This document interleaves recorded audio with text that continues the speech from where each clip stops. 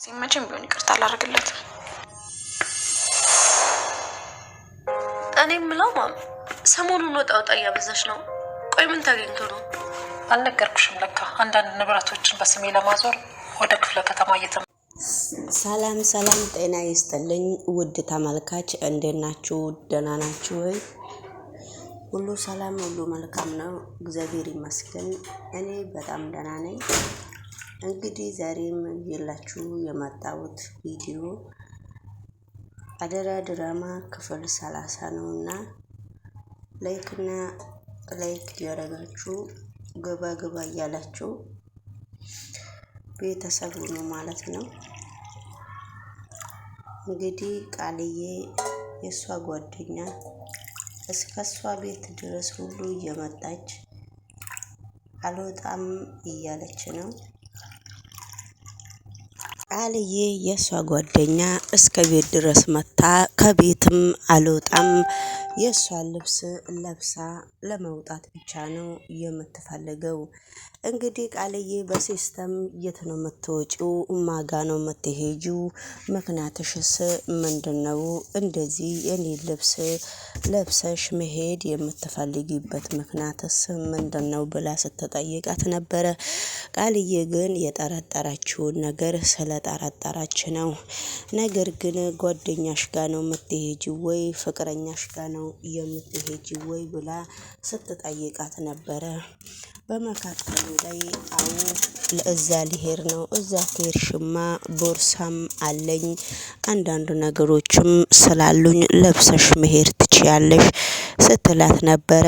አንቺ እኮ ሲስተምሽን አውቃለሁ፣ አንዳንድ ነገሮችን ልታወጣጭኝ ነው እንደዚህ የምታረጊው እንጂ እኔን ልትጠቅሚ አይደለም ስትላት ነበረ። ቃልዬም የቃልዬ ጓደኛ ነገር ግን እንደዛ ቢሆንም ነገሮቹ ወደ ገደለው እነሱ ደግሞ በጣም እየተነጋገሩ እርስ በራሳቸው እየተባሉ ነው። ቃልዬ ደግሞ እሷ አነጋግራ ከጨረሰች በኋላ እረ ወይኔስ ራሴን እርስ በራሴ ነው ችግር እላይ ላይ እያመጣው ያለውት። እረ ወይኔ እችን ልጅ ከዚህ ቤት አስወጣታለሁ በምን ሁኔታ ነው እያወራች ያለችው። እንግዲህ ሰላም ጤና ይስጥልኝ የተከበራችሁና የተወደዳችሁ በመላ ዓለም ላይ ያላችሁ የኔ ዩቲዩብ ተከታታዮቼ እንዴት ናችሁ? እንዴት ከረማችሁ? እንዴት አላችሁ እያልኩኝ እንግዲህ ይሄንን ቪዲዮ በላይክ እና በሰብስክራይብ እና በሼር ብትገቡ በጣም ደስ ይለኛል። ቻናሌ የተመታ ስለሆነ ማለት ነው። እንግዲህ ደግሞ ብሌን ደግሞ ቃልዬ እናቷ ቤቱን ላይ ፋይሉ ላይ አስገብቼሻለሁ ስላለች ባለፈው ብሌን በጣም እየተናደደች እና እየተወዘወዘች ነው። ብሌን እያናደዳትና እያሳዘናት ነገር ቢሆን ብሌን የሷ ልጅ አይደለችምና ቃልዬ የሰላሜና ልጅ እስካልሆነች ድረስ ለምንድን ነው እንደዚህ በኃይሉ ሰበብ እንደዚህ የምትጫወትበት? እነሱ ንብረቷን ተካፍለው ነው ዙር በይ ሊሏት የሚችለው። ስለዚህ ነገሮቹ ምንድነው? ለምንድነው እንደዚህ የሚያደርጉት? በማለት እኔማ ይሄን ነገር መዋጥም ማሳለፍም እስከማልችል ድረስ ነገሮቹ ለኔ በጣም ከባድ እየሆኑ ስለሆኑ እንግዲህ እኔ ይሄንን ቢያንስ ለሰላሜና እኔ እንዳልጻፍኩት አርጌ ደብዳቤ ጽፌ እጄንም የእጅ ጽሁፌንም እየቀየርኩ እየጻፍኩ ቢያንስ ሰላሜናን ቁጭ ላድርግላትና አንብባ እንድትረዳው እንድታደርግ ነው እንጂ እኔ ይሄንን ነገር እየሰማውና እያየው ዝም ካልኩ ነገሮቹ በጣም ከባድ ነውና እኔ ከራሴ ጋራ ልታረቅም አልችልም፣ ከራሴ ጋራ ነው በጣም የምጣለው በሚል ሁኔታ እንግዲህ ክፍሏ ቁጭ ብላ ስትጽፍ ነበረ። ብሌን በየአንዳንዱ ቃላቷን ያለችውን ነገር እየተጠቀመች በየአንዳንዱ ነገሮቹን እየላከች እየጻፈች እያለ እቺ ገረድ እየታለች ነገሮቹን ሁሉ ትታ ወዴት ሄደች በማለት እየተንቀረፈፈች እየፈለገቻት ስትመጣ ነበረ። እሷ ከመጣች እንግዲህ ቃልዬን ልክ ወደ ቤቱ ገባ ስትል በጣም ብሌን ደነገጠችና ብሌን ስትደነግጥ ከዛ በኋላ ብሌን ከደነገጠች በኋላ ለምንድነው የደነገሽው? የእጅ ወረቀትሽን ጽሁፍሽን እኔ ማሳየት ትችያለሽ ወይ?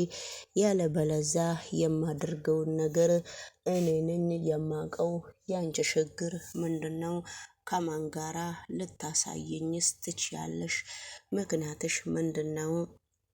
በሚል ሁኔታ ነው እንግዲህ እየተነጋገሩና እየተፋጠጡ ያለው። እንግዲህ ወደዛ እንደ ማንኛውም ሰው እንደሚገፈትር ነፍስ ነችና ብሌን ወደዛ ስገፈታተሩ አውቃ ወደቀችና እሷ አውቄ አይደለም በስተት ነው የገፈተርኩሽ ስትላት ነበረ። ቢላዋ ኩሽና ሄዳ ቢላዋ አምጥታ ብሌንን በዚህ ቢላዋ ካልቆራረኩሽ ታመጫለሽ፣ የጻፍሽውን ወረቀት ታመጫለሽ አታመጭም ወይ ብላ አብረው እንግዲህ ሲነጋገሩና ብሌን ስትንቀጠቀጥ ያው የፈረደባት እንግዲህ ዳጊ እየሮጠ መጣና ክፍል ሲገባ ነበረ። በዚህ በዳጊ ሰበብ እንግዲህ ምስጢሩም አልተዘረዘሩም፣ ወረቀቱንም አልተቀበለችም፣ ሁለመናዋንም ህይወቷንም ዳግም ሲመጣ ተረፈች። ዳግም እንግዲህ በቢላዋስ እያስፈራራችሽ ነው ወይስ ምን እያረገችሽ ነው? የእሷ ችግር ምንድነው ብሎ ሲጠይቃት ነበረ። ምንም እያረገችኝም አይደለም፣ ምንም እኔና እሷ የድሮ ምስጢራችንን እያወራን ነው። ያንተ ችግር ምንድነው? እኔና ቃልዬ እኮ የድሮ ምስጢራችን እየተነጋገርን ስለሆነ ምንም አንደራረግም።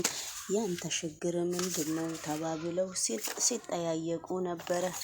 ከዛ ዳግዬ አንተ እኛ አንነካካም፣ እኛ ፋሚሊ ነን፣ እንደ ዘመድም ነን፣ እኛ ጋር ምንም ችግር የለውም፣ አንተ እንዳትጨናነቅ። በምን ምክንያት ነው የምትጨናነቀው? በሚል ሁኔታ በሚል መንፈስ አባብላቸው ትቷት ሄደች። ስትሄድ ዳጊና ብሌን አንዳንድ ነገር ካወሩና ከተጫወቱ በኋላ ነገሮቹ በጣም እያጣመመች ስለሆነ በየአንዳንዱ ለራሷ ነገሮችን እሷም ደበቀች። ከዛ በስተመጨረሻ ላይ ዳግም ደም ሆኖ ሲመጣ ይሄ ደም የማን ነው ብላ ስትጠይቀው ነበረ። ደሙ የማንም አይደለም፣ እኔና ሳሚ ተገናኝተን ነበረ።